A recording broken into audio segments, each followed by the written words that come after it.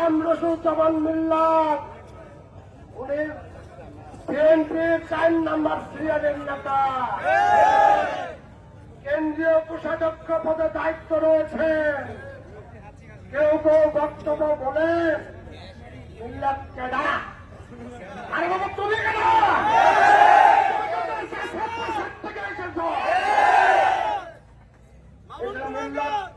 তাকে নির্বাচিত মনীষ মেয়েদি সহ জাতীয় নেতৃবৃন্দকে তুমি যেভাবে অপমান অপদলিত করছ, এর জবাব একদিন পেতে হবে।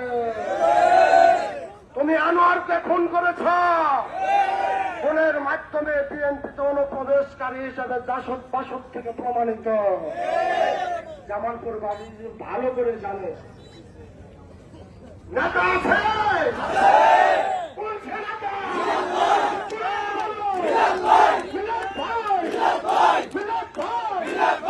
সবাইকে ধন্যবাদ জানিয়ে আমার বক্তব্য এখানে শেষ করছি।